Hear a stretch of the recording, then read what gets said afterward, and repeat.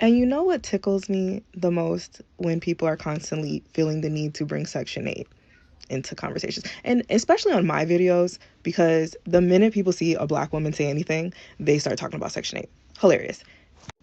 Anywho, most of them don't even understand the different programs. They don't know the difference between housing projects, HUD, Section 8, below market rate apartments, government subsidy apartments. They don't know the difference of these programs, number one. And number two, 90% of them are sitting in homes with a HUD loan or a VA loan, which are government assisted loans. They have these government backed loans for people who couldn't afford a conventional loan to make home ownership within reach for many people. That's all government assistance, baby.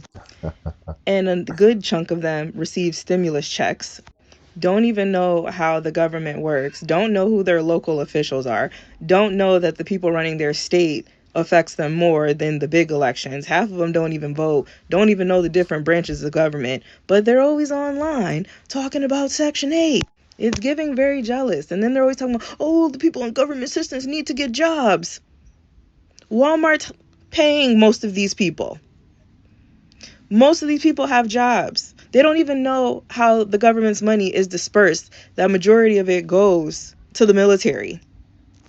I just can't stand to hear it. Never. Like, why does the conversation of Section 8 come up when you could be addressing so many other issues with our government that could directly affect you and your paycheck? None of them were up in arms when all of these $1 million companies, $1 billion companies were getting PPP loans from the government and not paying them back because they're too busy trying to out middle class each other. Like, we're all working class. And if the people on Section 8 manage their disposable income in a way that they could take multiple vacation or drive nice cars or have nice things, that's none of your business. Maybe all the money you brag about that you make so much, you should manage it a little better. What are we doing here? Are we really comparing you getting your life paid for free by the taxpayer? Are we comparing that to taking out a loan? Fundamentally and obviously, there's two differentiators that you have to consider. If you take a loan, you have to pay that back. You're still responsible for that, especially if you take a loan from the government. The government is most definitely going to get their money back, and they have a lot of different avenues to do that. You take out a loan for the government, for one, in a lot of cases, you cannot discharge that with bankruptcy. And two, they can even, they're not going to have any problem garnishing your wages or maybe even garnishing your tax refunds. So comparing taking out a loan that you still have to be responsible for and ultimately that you have to pay back, and that even while are mortgaging that house or whatever, you're still paying it the same way you would pay any other loan. Comparing that versus Section 8 is insane. Not to mention, really, the main factor when it comes to a lot of those loans is really just a down payment. That's really the biggest thing. The biggest thing is that you just don't have to put it as large as a down payment down with a lot of those loans. I.e., instead of having to put down 20%, you may only have to put down like 3% or something like that. So, which also still makes your payments very high. So, and then you have to get extra insurances as well. So, she just doesn't know what she's talking about. Those are two totally different dilemmas. Y'all, before we get into the next clip, if you like the video, I greatly appreciate it. Only takes a second, and it actually does help out more than you know. And also, if you could hype. I had people that didn't like me simply because I had Section 8 and they didn't. They didn't like me. Let me say this again. I had people around me who did not like me because I had Section 8 and they didn't.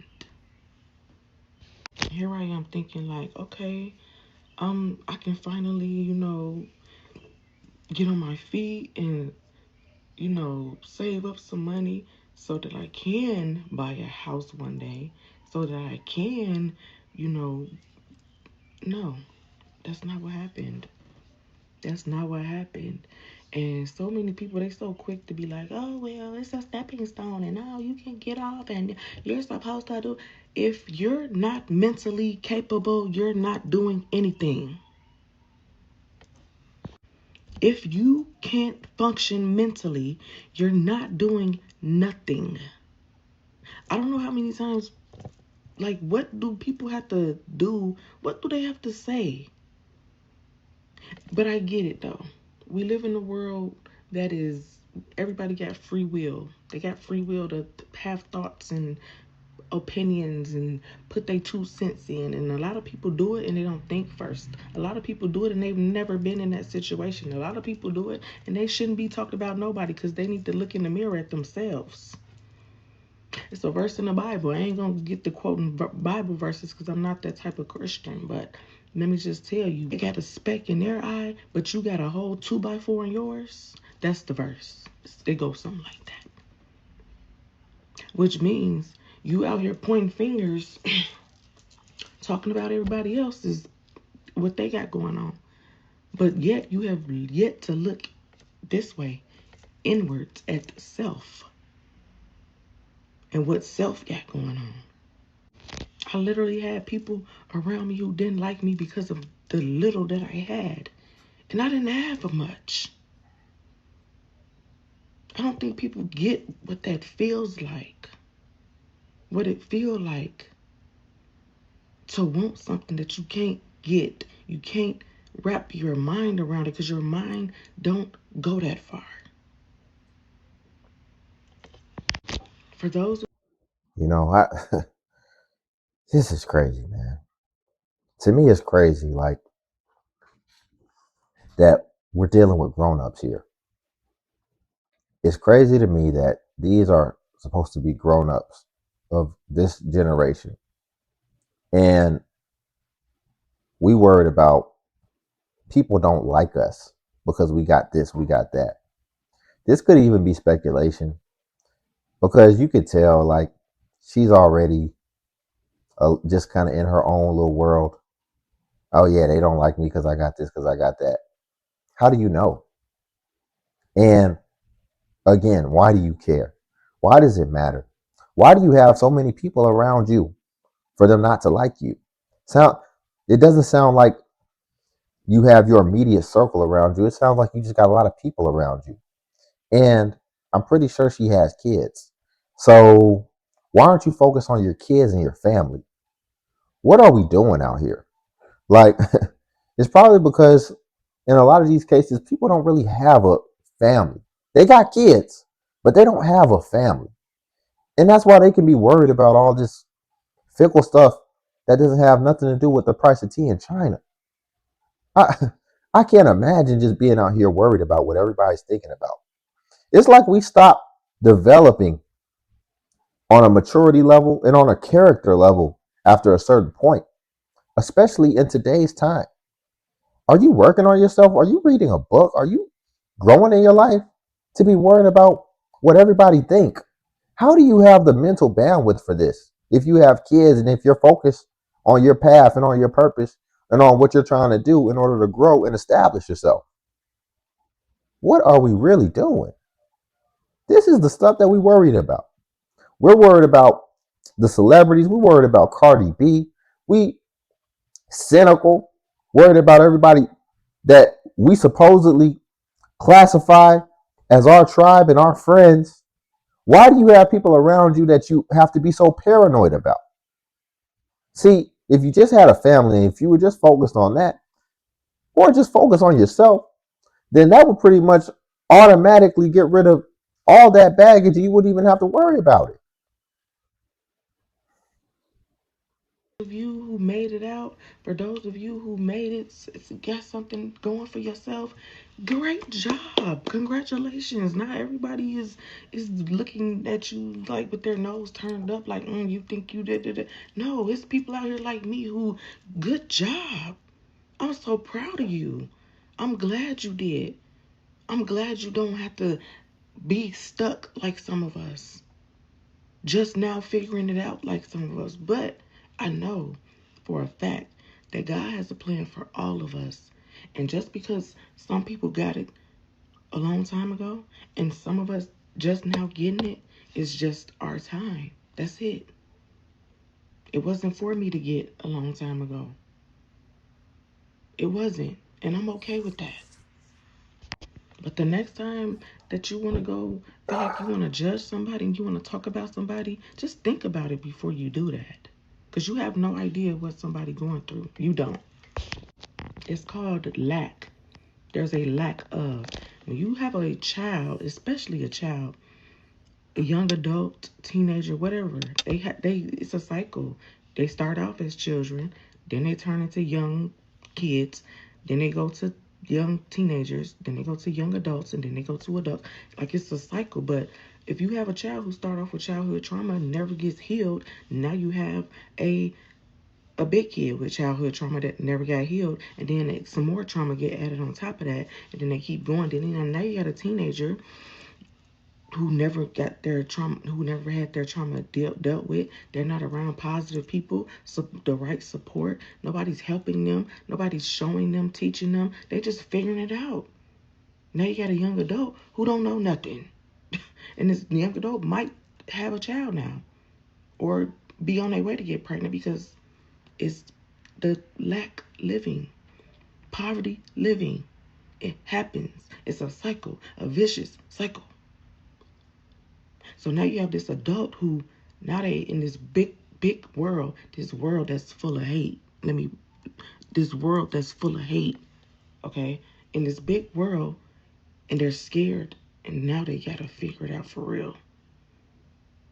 Now they can go to prison, they can go to jail, they can get, they can, they gotta get a job, they got bills, they need somewhere to live.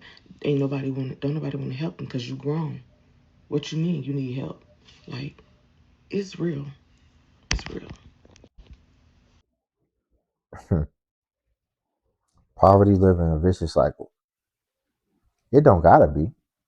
It absolutely doesn't have to be. We all got the same 24 hours, and I wouldn't say we all have the same opportunities, but in a lot of ways we do have the same opportunities. You had the opportunity to come out here childless and to just be able to work on yourself. And yes, success hits everybody at different timings sometimes. It depends on a lot of different factors, the environment. It depends on what you're doing consistently. And again, like she said, sometimes it can depend on just the timing. But I think that success leaves clues, and there's absolutely a formula to it. And as long as you're staying consistent, as long as you're continuing to improve yourself and get better, while at the same time not putting permanent responsibilities, i.e., wounds on yourself that then make it harder for you to continue to stay consistent and continue to develop yourself and have your be able to leverage your free time, then I think in general most of us will figure it out. But people start putting all type of people start sabotaging themselves, self sabotage, especially with all these kids. And then they decide that they're going to do this single, and then they're going to decide to separate from the person that they decided to make that permanent decision with and have all those kids with. I think that's wild. And that's going to make it hard, and that's going to set you back. And ultimately that can be the sticking point that gets you to repeat the cycle. But just putting all culpability on the cycle itself, I think is wrong. I think that people have personal responsibility in a lot of these matters, and that there's absolutely a lot of opportunities and a lot of different avenues that you can go in order to improve yourself and be successful. or at least be stable and take care of yourself. See, when we just get down to the crux of things, it ain't that hard to just take care of yourself. At the end of the day, you can figure that out. I think most people can figure that out. But yes, when you start having dependents, people depending on you who actually are unable to take care of themselves, and that also has to be your responsibility and be on your shoulders, then that's when it starts getting hard. So that's why we have to be a little bit more intentional about why we're doing it, when we're doing it, and if we're truly prepared to take that on. Because that ultimately at the bottom line is that's overhead. So before you take on overhead, you have to make sure that you're actually sustainable and that you're actually generating what you need to generate in order to be able to comfortably, comfortably, in order to be able to comfortably handle that. And you still broke. That mean you just sad. Cause that mean the whole United States government couldn't help you get on your feet.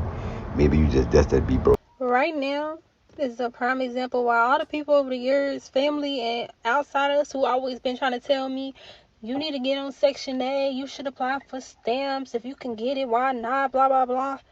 Y'all use the state, the system or whatever as a crutch. Y'all got too comfortable. Now look at the world. Look at the way things is turning out. Stuff is ready to be cut. People ain't getting the benefits that they done got used to getting all the time. Baby, no, that's why I will struggle.